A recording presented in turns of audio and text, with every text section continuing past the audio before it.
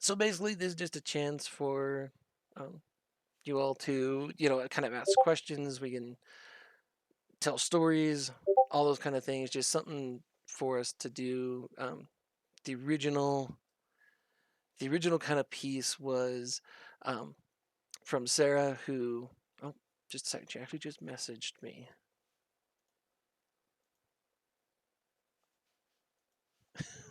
She's hiding now because she says she saw Minicom logging in. So uh, we'll see about that. Sarah, when you're listening to this later, that Minicom doesn't have to be on to be able to drag you somewhere. I could have just done it myself, but Onk's just not cool enough to. I Uh, don't want any more space jobs before you threaten that shit. that's fair. Um, so this originally started, speaking of space jobs, as to uh, like a history kind of a thing of how I ended up with the positions that I have. And so the first one that we did this, uh, I was not chief of staff that I am now, but I was not on the first one that we did. And so it's just like how do you end up getting a space job? Um, so I'll kind of start with that piece and a story that the KF industry people know really well because everybody uh, just needles me about it endlessly. This is all Elvalar's fault, by the way. For those of you who know Elvalar in KF, this is all completely his fault. Sorry, just a second.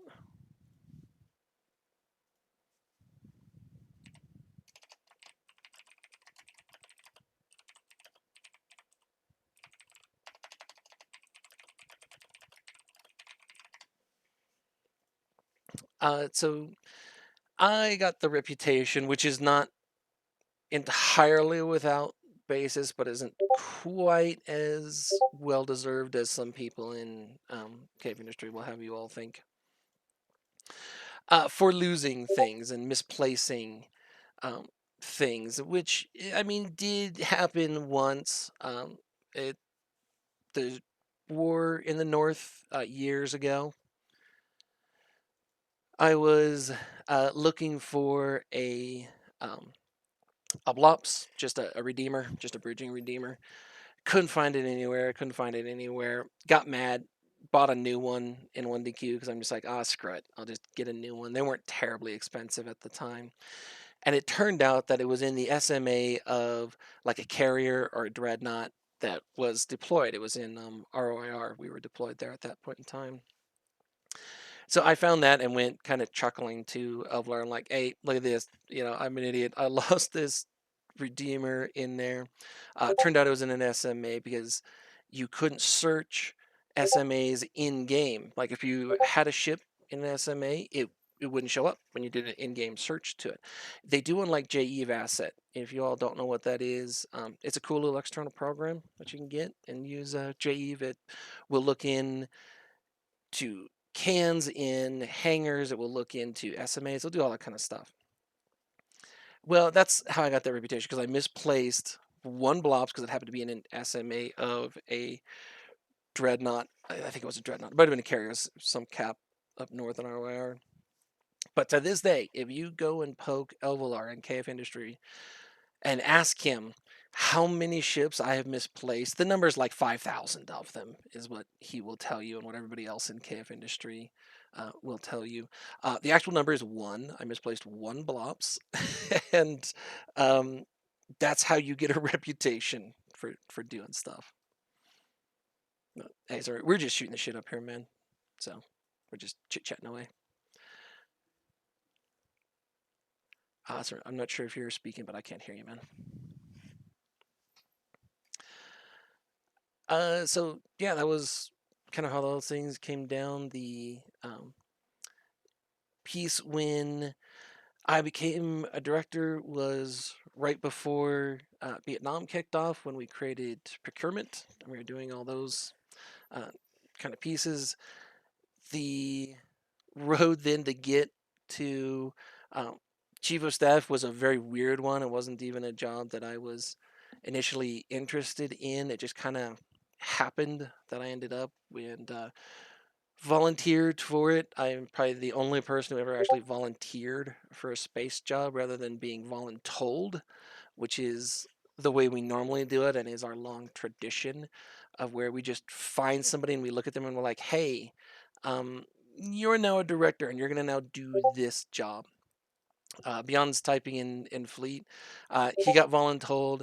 Ack likes to claim that I tricked him and voluntold him into being um, the dean of Gooniversity.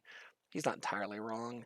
Um, technically, I For clarity on that, I came to you with a problem and your solution was me. Like, and definitely voluntold. and there you go. And that is our long tradition of doing that. Is when somebody sees a problem, right? Everybody can find problems. There are problems everywhere. It's like, okay, when somebody finds a problem and then comes to a solution, whether it's a good solution, whether it will work, that doesn't matter all that much. It's the fact that they're trying and they're looking at it. That's something that personally I look for in somebody who's going to be a director is somebody who's just not going to, pitch a fit and, make noise and do all those kind of things. But somebody who's like, okay, well, here's a problem, we should try and see if we can fix it. This is kind of my solution to it. Whether it works or not doesn't really matter. It's the fact that they're making an effort to come up with that kind of a solution. And a lot of the directorate, that's how they ended up being directors. Is they saw a problem, they tried to fix it, somebody else noticed, and they ended up being a director for it.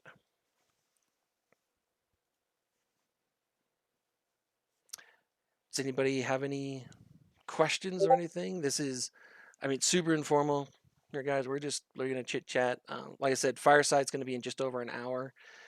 I know I just asked those questions and I keep talking. That's just kind of my way. So the other thing that's gonna happen tonight, we have a most terrible duty to perform. We are going to be doing a Sino Vigil tonight. The son of one of our own passed just last week.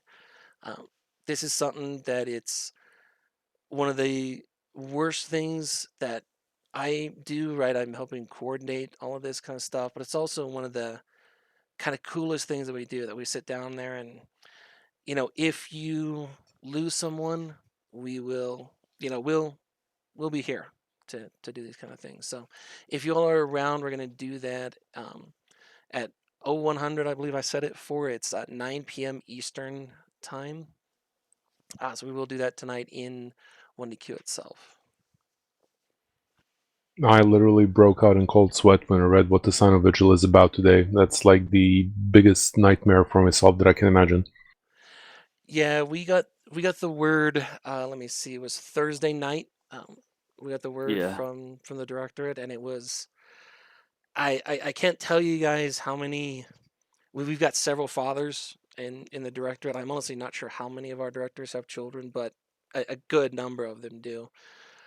Everybody was just stunned. We were just like, what do we do? How do we do this? We were trying to find his name. We got a thing on his real name through Facebook with somebody, and it was okay. How do we know this person? Who is he in our group, right? In our community, in our tribe, whatever word you want to call to that. But who is he to us? What's his goon name?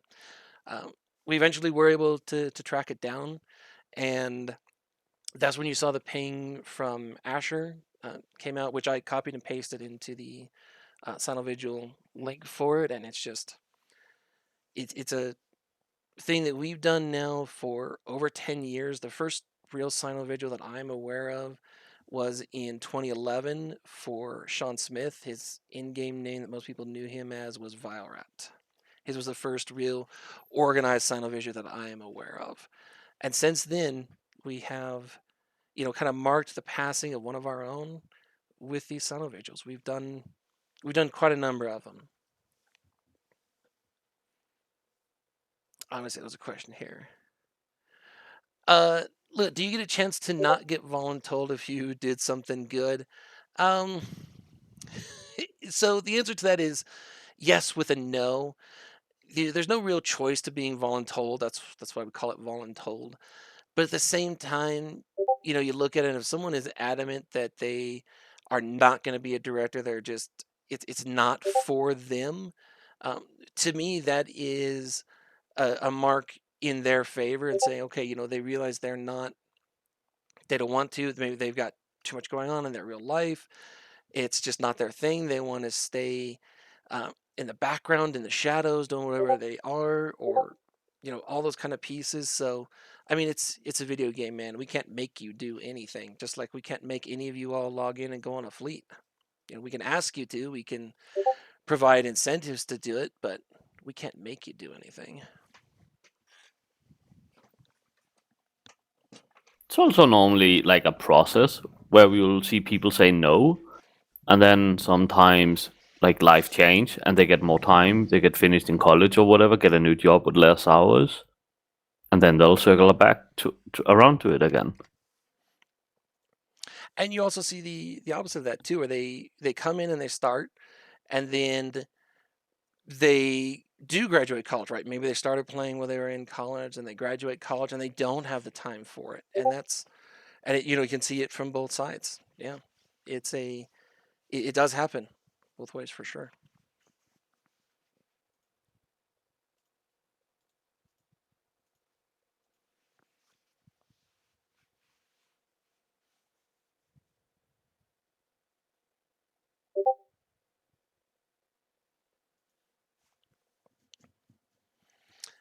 Lona, are you worried when somebody may be looking at you? Usually that question comes down when somebody's like, have I screwed up here and people are looking at me? Oh, John, I just saw you key up there. Do you have a question, man?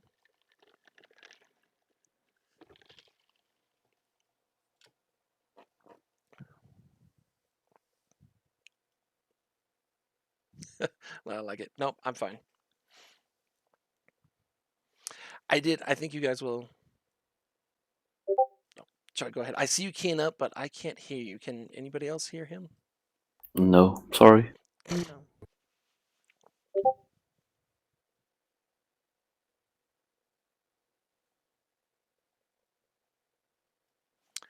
Jules, I saw you key up as well. I can't hear you either. I'm sorry, I just said there no. it is. Okay. I couldn't hear him. I just want to make sure that there wasn't something weird going on with the comms channel. That's broken, and like you all can hear us, but we can't hear you. And as strange as that sounds, that has actually happened to comms channels before. A lot of people would probably be happy if that happened when I was on comms. Well, there is that.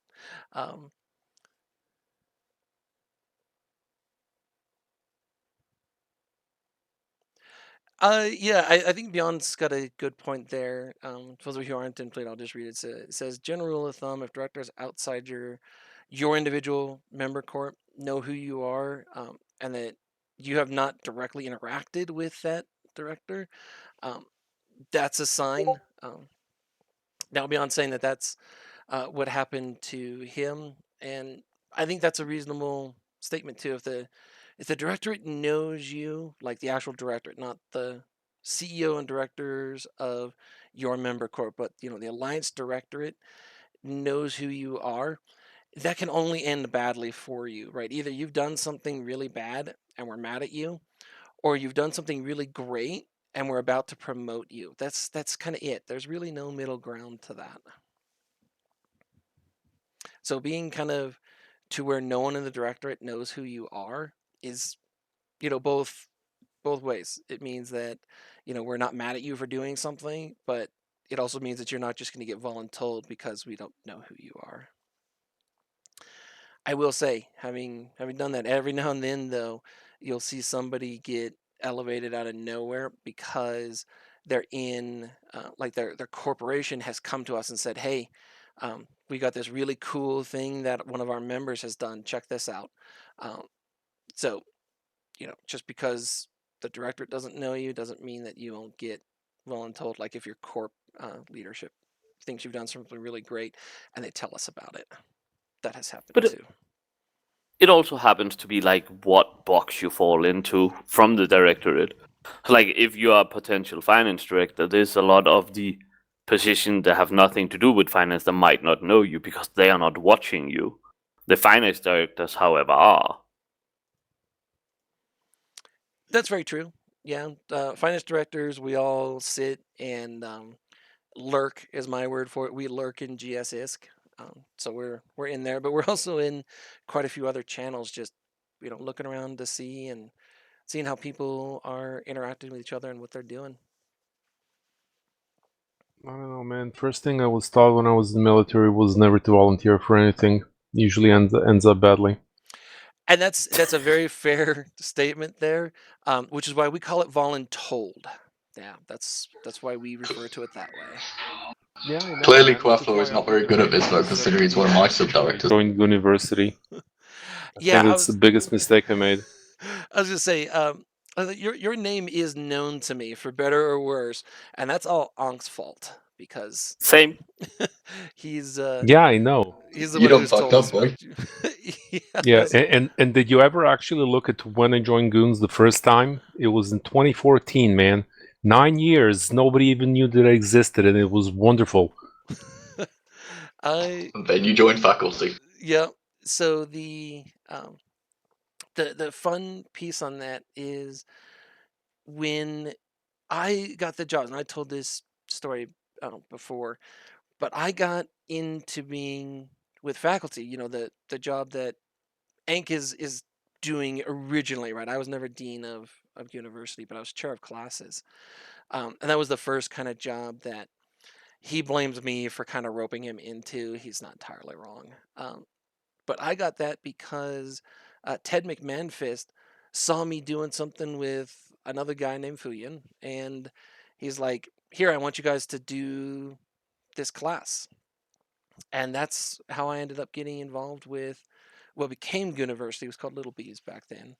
Uh, it's the little things. It's truly all these little things that when you put them together, you would never in a million years think, oh, that's how somebody gets to be a goon. They're all, sorry, not a goon, a director. All these little kind of steps along the way.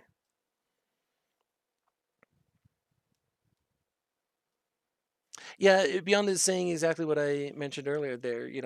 You see something and you go, oh, I'd like to do, this thing. And somebody in the director will look at it and say, sure, give it a try. Let's see what happens. Um, but what you need to understand is they're then watching you to see how it worked. Whether it succeeds or fails is not important per se. It's what you're doing and how you're handling it. So if it is a total failure, do you just give up and leave? That does not work for the directorate. That's kind of a waste of time. If you're trying to figure it out, doesn't work, you try something new, you get some other people involved, right? Collaboration kind of stuff. That's more of what the directorate is. And then if it succeeds, right, what do you do next? What is your next step? Okay, you identified something, you got the problem solved, whatever that problem is. What'd you do next? And that's How do yeah, those are the questions we look at. how do you take critique as well? Because failing is completely fine. It happens all the time, mostly behind closed doors. But like when you fail, how do you recover and how do you take like constructive criticism for people who also do what you do? If you can't listen and learn, then you're failing the process. The biggest piece is that idea of growth. And you see this with like DFC teams, all those kind of pieces. Well, how do you get from one level to the next of being a fleet commander? We got Sunrear in our channel here with us. You start as a skirmish commander, and what's the one lesson that you should learn as a skirmish commander? Your fleet's gonna get wiped, right? You're gonna make a mistake, your fleet's gonna get wiped out. As long as you're learning from those mistakes, I I don't care. As a finance guy, I don't care, right? Skirmish fleets don't cost a lot, but it's getting that experience. It's learning from those mistakes that is, in my opinion, the most important part. Uh, Sandra, you and I have had a lot of conversations on that. Please step in there.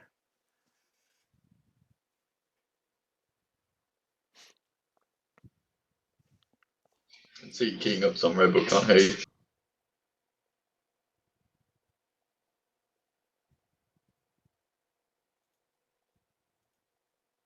Can't hear you, Sonia. Sorry, I think maybe your mic input is muted or something. We can see you keying up, but we can't hear you, man.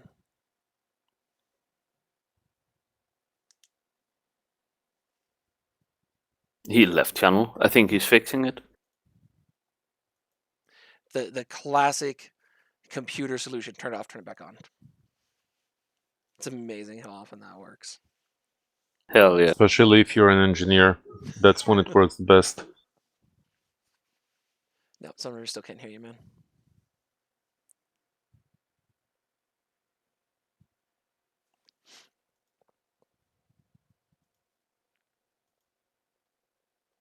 Yeah. Yay. There it is. Yep, there you got I it. was having problems with my NVIDIA broadcast. I just had to turn it off, I guess. Yeah, no, essentially what Ranger's saying is 100% correct. When I took my first fleet out as a skirmish commander, my first strategic fleet, it was a little over a year and a half ago, took out Feroxes to go reinforce a structure when we were fighting in the southeast. Got dropped on by BFL, and I had Alterari in my back seat, and he basically said, "Oh, that was one of the cleanest extracts I've ever seen for a new skirmish commander." So basically, got my ass kicked, and then I got a pat on the back for it. And that's essentially what it's all about. We realized that all of our skirmish commanders, tactical commanders, fleet commanders, everyone up through the entire military organization chain represents an investment. And that's something we happily pay for folks who are willing to learn and put in the effort. Some people never stop whelping fleets, i.e. me. But you know what, That's man? why I Like, teach there's a nowadays. place for that too. Like, you know, one of the things I was running for a while was full send fleets, where literally the concept was just to take a fleet into hostile space, get a brawl, and trade well. So we went into those fleets with the expectation that we weren't coming back, but that we were going to do more damage than we received. And you know, we've got room for all folks who want to come at different angles. A lot of our skirmish commanders that have made their way into tactical commanders have found little niches for them to go out and do, and that gets noticed. You know, we're about we're almost a service industry right here. We're providing things for our line members to go out and do, and having new and interesting things for them to go out and do is a big plus. So, Bjorn, you're saying you ran ADM bombing fleets during the war? Yeah. Yeah. One Like of the I'm a very bad FC. I handle numbers well. I'll make sure you get your SRP, but that's it. But like sitting and talking shit while mining or ratting for like 9 hours doing ADM, I'll do that if we need it. And then I know how to do bombing runs. That's it. So ADM fleets, I think y'all will like this. When we first moved to Delft, not after Vietnam, but when we first moved here, right when we lost our home in Deck during the Casino War, we moved to Delft. Azure actually used to run ADM mining fleets. We would sit with Azure in a belt to mine up the index, right, so that we could put new iHub upgrades into it. And we would sit with procurers, just literally just sitting there, and we weren't even collecting the ore. We would literally just jet can it. So you ended up with dozens and dozens of cans just sitting in this belt. Because you all may not know this, it for the industry index, it's based on the mining volume that's done. Doesn't matter what you do with the ore, it matters that you mined it. So we would literally sit there and we would clear an entire belt mining everything. We didn't care what it was. We didn't even have any refineries set up really in Delve at that point in time. It was just we need to get the ore to get the ADM high enough so that GSOL can put in an iHub upgrade. And we would sit there with him. There would be dozens of ships, and you would think that we would be just the biggest sitting ducks. Well, the thing is that if you look at the drone hold of them, you can put multiple light drones in there or a sentry, Time for my meeting local bite. and we would put these drones out there. We had somebody come in and attack us with. They were using T3Cs. I think it was Loki's, something ridiculous like that, and you would think they would just crush us with just absolute abandon. We would lose, and we got a couple of them because they didn't expect 100 drones to come after them. So just keep in mind, it is a fun thing to do with some of these weird fleets like that.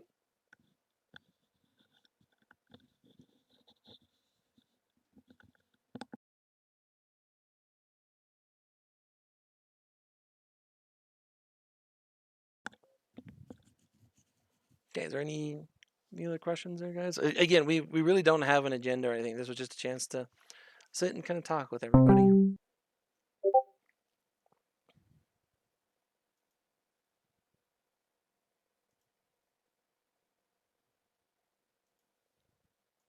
Well, if we're just sitting and talking, I'll do a shameless plug and remind everybody who is not a member of Good University that we're running a month of giveaways, and the prizes are skins and cosmetic items. So anybody is more than welcome to join Good University Discord and participate.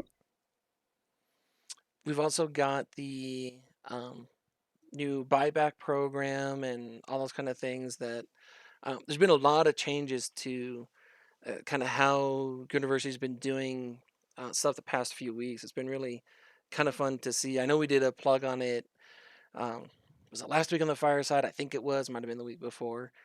But yeah, just all these kind of new programs to help people. The free frigate giveaway program. Ank's been doing what do we call those? Director blog posts with numbers and everything like that. It's really kind of fun to see how much stuff we just give to our newbies and say, here, go do a thing.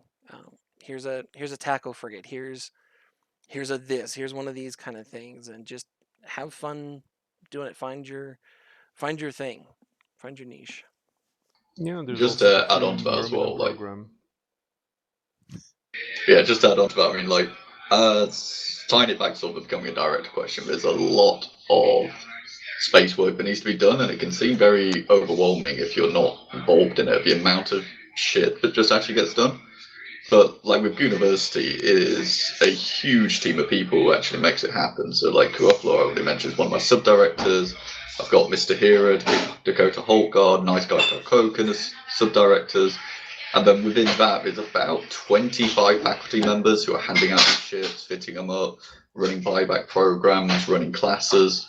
So the workload gets spread out by a lot of people, and it makes it a lot easier. Like the day I stop enjoying doing this is the day I'll message Ranger and be like, "Hey, I'm done. Find someone else." But I enjoy it because there is a great team of people who make shit happen.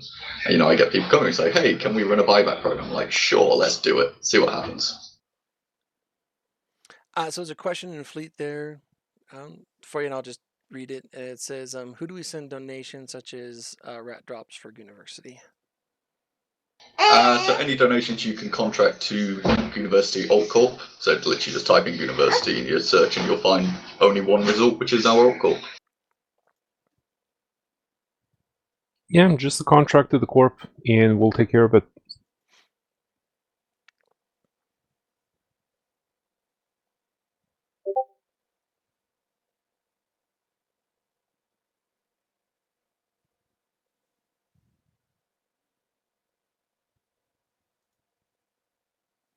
So for those of you who are like nodded, I just pulled that link up there so you could see the corp for it and uh, see how everything's set up. But that's the alt corp right there that we have, which is, as I said, just literally called University.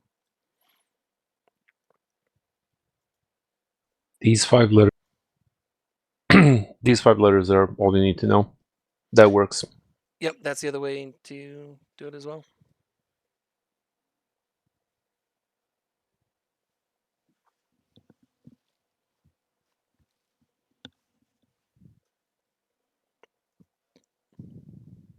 We'll also say while we're doing shameless plugs, we are always looking for new faculty members. So whether you want to go out and teach classes, take out casual fleets, which are very similar to what you would do as a skirmish commander, just bearing in mind you're taking out newbies, or just hand out ships. Like there is a lot of work to be done, but the more people we have to do it, the easier it comes. So if you're interested, there is a post in the recruitment section.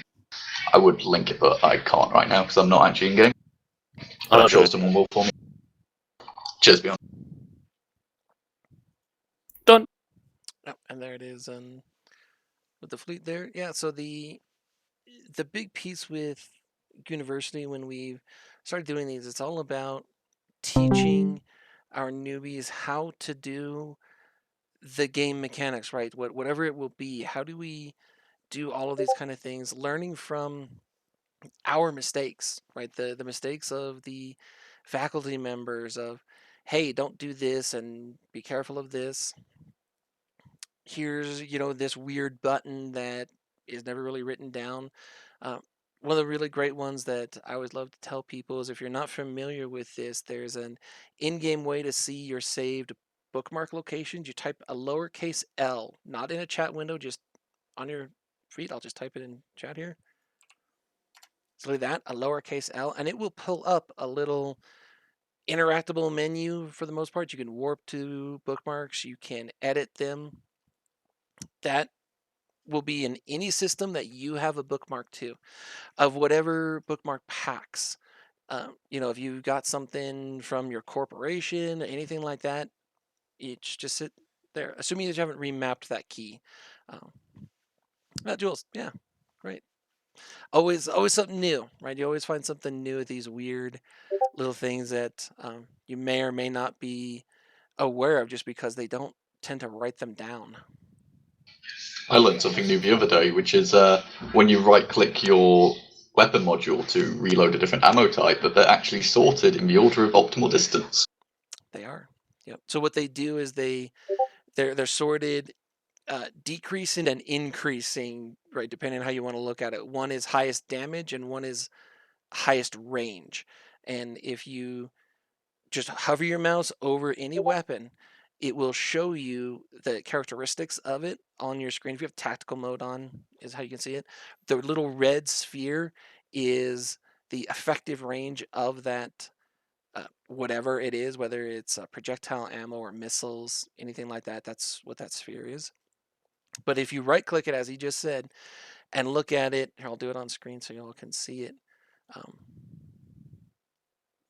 You can see here it's set up all those pieces, and you can see, all right, there's the fall off, there's the everything like that. I'm going to zoom in on my recording here so you can actually see this sphere.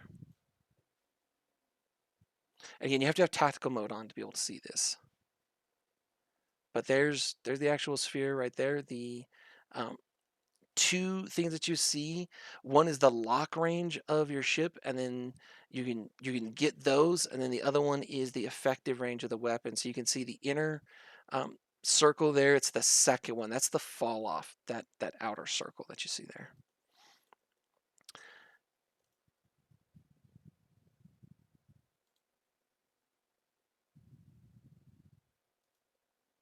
Okay, I'm going to unload this gun so that you all can see the piece, because it wasn't showing up because I already had it loaded. So here it is.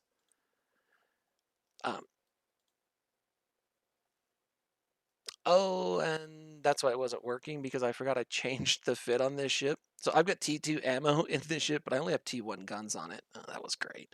If you right click on it when you're going to reload your ammo, it will order them for you, right?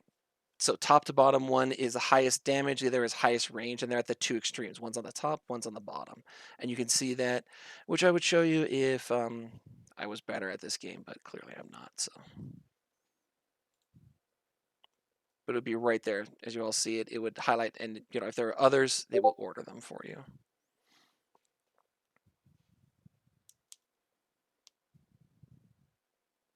That's another good one there in Fleet. If you hit Control and F on Mumble, you can type the name of a channel or a person, and it will like tell you where they are or where that channel is. Another one I used to tell everybody, especially when I was doing like the industry class and all that, is if you hold your left shift key, and do a show info, it will open in separate windows rather than having to like browse back and forth like an actual browser. If you hold your left shift key, I'll show you what it all looks like here on the screen. I'm just going to do a show info on a couple people in Fleet, and holding your left shift key, when you do that show info, they'll open in separate windows. You could just drag them around.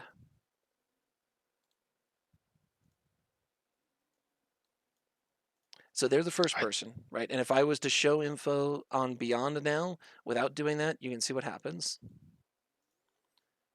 I didn't know that. Never seen that. It's kind of cool, isn't it? I didn't know that either.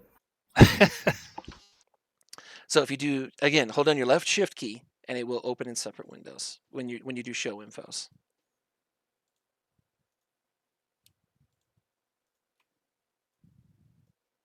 And for those of you on the recording, you can see I just popped it up. Oh, I selected the same person twice. Oh well.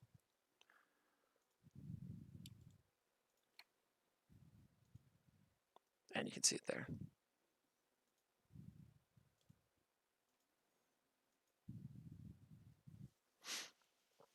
One of the other cool things that you can do on Mumble is once you're in a channel, if you want to like collapse it so it's not scrolling so far, if you hit your left arrow key, it will take you to the top of that route, and then you can hit it again and it will collapse it for you. And that's something that I do all the time. Oh my god. You never seen that before, Bjorn? No. I haven't. Oh, sorry. Recon's life just got easier. Holy shit. Oh yeah, speaking of little tricks that you can do, this is an old scouting trick. If any of you all are involved in Scouts is always recruiting. If you highlight everybody in a channel, when someone leaves the system, right, they drop. Well, when they join the system, then they are not highlighted, so they're highlighted. And I'll show you an example of this here. Drop the fleet for me. I want everybody to see this. Everybody look in the recording. I know you all can't see this on the recording, but when you do, just come back to it. Okay, I highlighted the member list in the fleet. Beyond, join the fleet again. And when you all look at this, do you see, again, I know you all right now can't see it, but just look at the recording.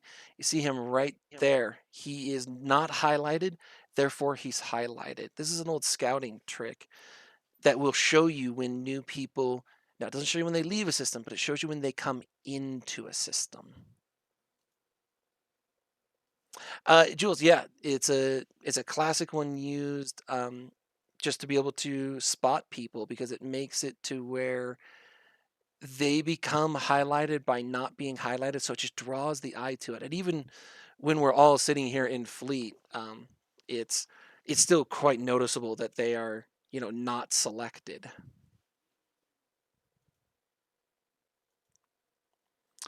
We used to have. Do we still have the today I learned thread? There used to be one in University forever ago. Do we Yeah, still that have still that? exists. Yeah, I'll link it in a lump so you can put it in fleet chat. Cool. Actually, Bjorn, would you grab that from Ilum? Already. Liv, is this a fleet commanding class? No, this is just weird shit that I've learned after 14 years of playing Eve.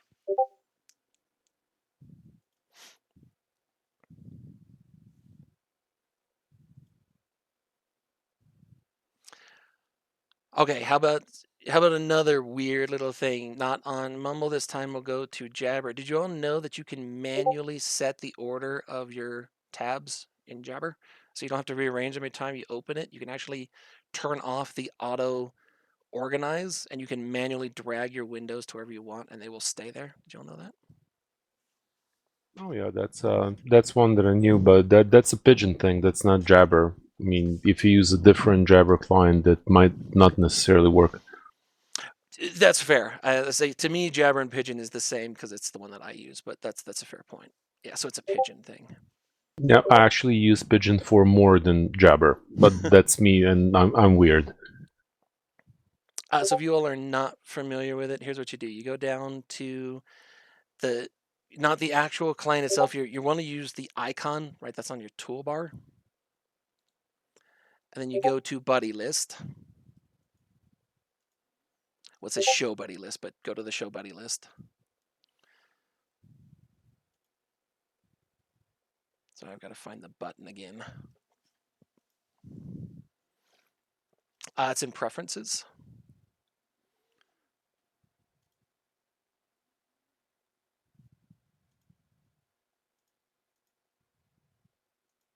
Oh my god, I lost the button. Where is that configuration? You have to change it to manual. I just gotta find the tab.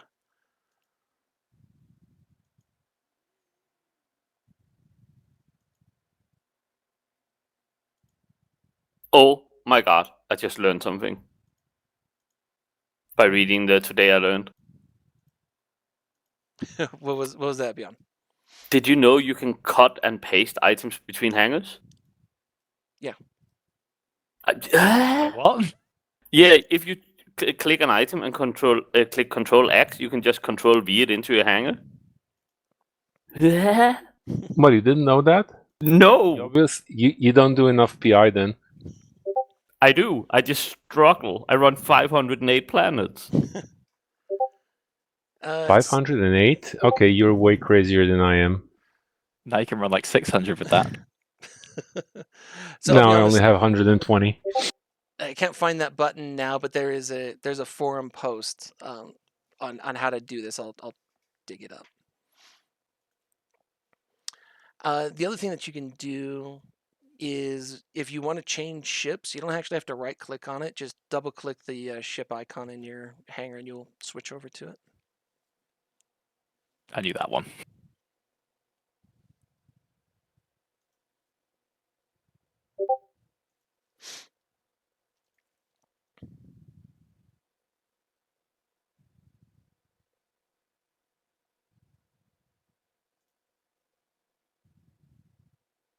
And only too bad you can't split stacks of stuff with keyboard shortcuts. You gotta shift drag.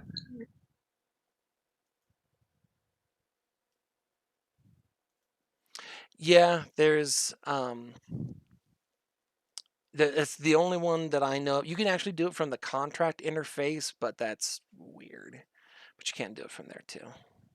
Yeah, but what you can do for PI, it's also one of the tricks that I used to use, not anymore, is you can create epithel fits with different amounts of PI and cargo. So if you are going to go refill your factories, you can just refit the ship with the correct amount of PI and cargo.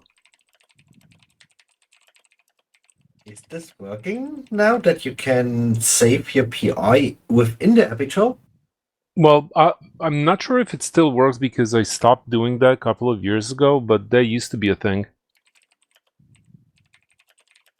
I have tried that with export and import of the fitting and manipulate the XML, but was not able to do it with the PI hanger.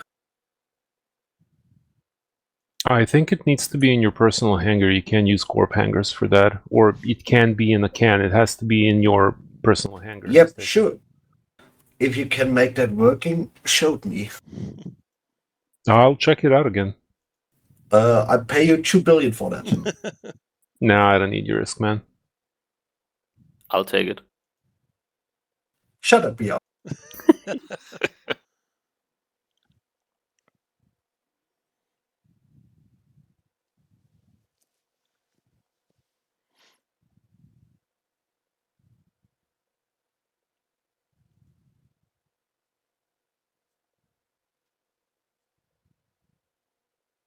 I think the one class that would really help me is Discord. Since coming back to Eve this time, everyone uses Discord, and I've had to get my 15-year-old to teach me. So, fun story on that. We used to use Skype, and everybody was on Skype, and then this was just like in my personal life we used Skype, and then we were using Slack. We actually used to use Slack for university, and then we were using Discord. We actually had both at one point in time, and we did just one of those straw polls. And we're like, hey, who wants to stay on Slack and who wants to go just to Discord? And it was like 99-1. I think the only person who actually wanted to stay on Slack was the university dean at the time. I think he was the only one who liked Slack more than Discord.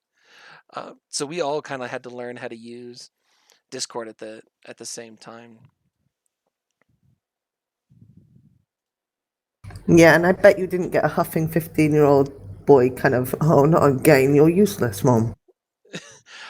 True. I had like 35-year-old gamers saying, dude, seriously, how can you not figure this out? But not sure which Just one's out of better. curiosity, why don't you use Slack anymore? Slack is amazing. What, like for Eve stuff, or like in For everything in Eve. Like, make it an official alliance tool. It's just good. I don't know where it or how it came down to being kind of Discord thing. The big one that I always hear people talk about is just that it's on the phone and it's so easy to do. But I honestly don't know kind of the impetus behind how that switch actually occurred to where it was just oh, Slack is bad and Discord is better. The honest answer is I don't I know how mean, that came I about. have Slack on my phone. I couldn't work without Slack on my phone. The problem is the paid version of Slack, where you have an actual account, has unlimited scrollback, while the free version has only 10,000 lines scrollback. Yeah, I know that. At work, we don't use the free version. We use the full corporate paid thingy. It's good. But that It's would, really good. but that is, I think, 10.99 per month per user. I have absolutely no idea. Yeah, so I cost don't would do make money at sense. work. I mean, definitely a cost thing because I mean, you sit down and you look at it and you go, right? I mean, this is literally it's a game to us, right? I mean, we're going through whether you know pay with IRL money or you're getting Plex in game for your activity or something like that. I mean, how you sit down and do it, it just comes to can you afford to do it with the so many thousands of people that we have. So we're big on kind of free things. I mean, we do have the server drive that we do. Boris has got that thread up, and it's amazing how much our infrastructure actually costs to run our servers with all of our stuff. It's actually it's a pretty good amount.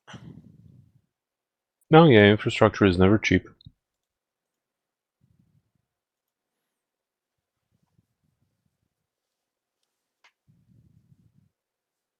Now you can have a Patreon plug. I thought about that, but then I'd have to actually go and find it. Beyond, you want to do that? You want to just be my the linking guy? I'll see if I actually can find it. I can. I'll say I think it's in the war room, but I don't remember. It's in the thing. Yep, there you go.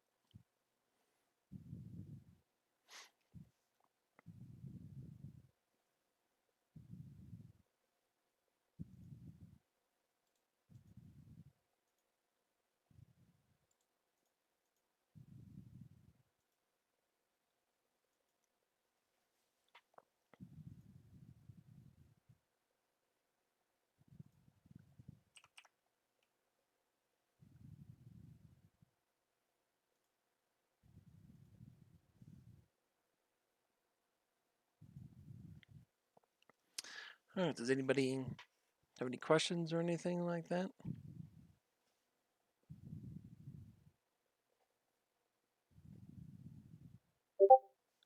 What's the average airspeed velocity of a Latin swallow?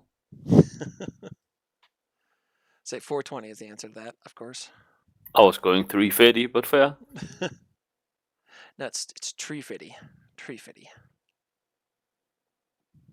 And those are wrong answers, I'm sorry. I never said what the units were. Now you just need to ask if it's European or African swallow. That's basic Monty Python for you.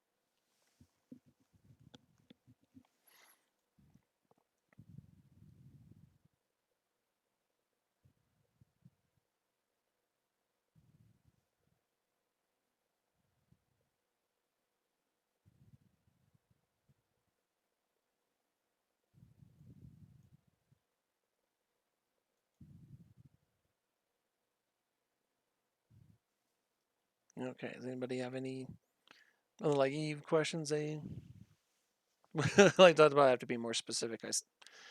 Anybody have any other Eve questions they'd like? I clearly have to be more specific in my question request.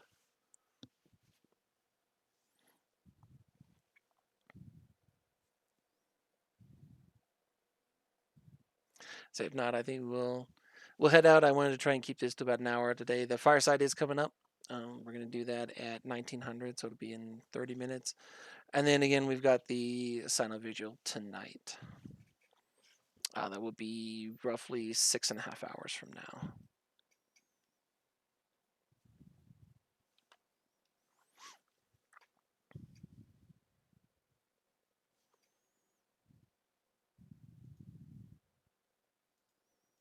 Okay, one thing I'm going to do for the recordings, I'm going to dog up and get a different chip that actually does have multiple ammo types to show you all that little trick that we were talking about just a little while ago. So let me get a chip that's actually got multiple ammos.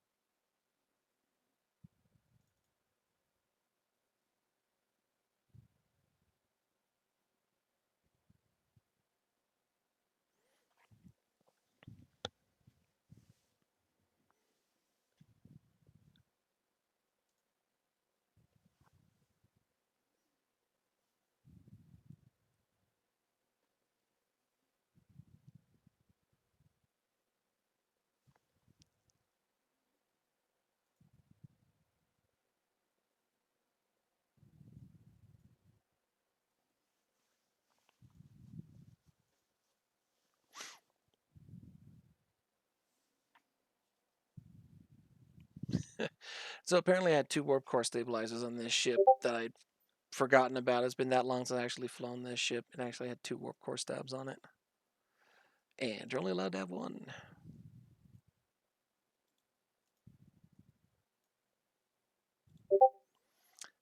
Okay, so again, for those of you who are watching the recording here, so the very top one here is the EMP ammo, so I'm just gonna load that. And then once it does, I'll show you, ranges and everything like that so that you can see how they compare.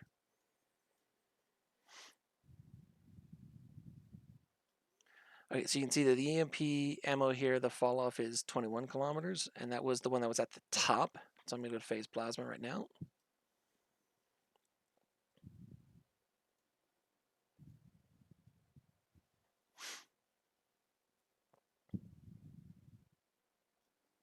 Again, you can see that the phase plasma piece here has the same fall off 21. The optimal range there is 8.6, and then look at the damage there is at 120. And so when we come back to these, okay, I'll use fusion now.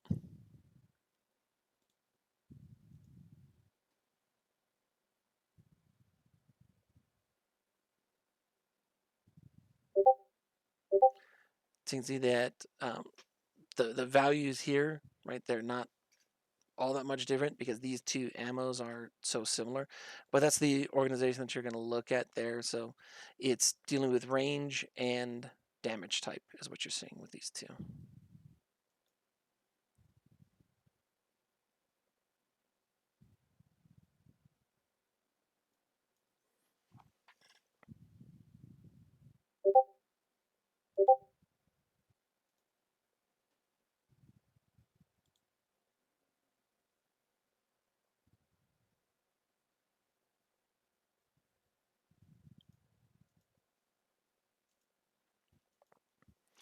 Okay, with that, I think we'll go ahead and turn off the recording. We'll kind of shut down the fleet, and then we'll see you all for the fireside in about 30 minutes. So thanks for coming out. We'll do another one of these periodically. I'm kind of setting to do them every couple of months, just to kind of be around and do these as long as you all keep coming out to them. We'll keep doing them.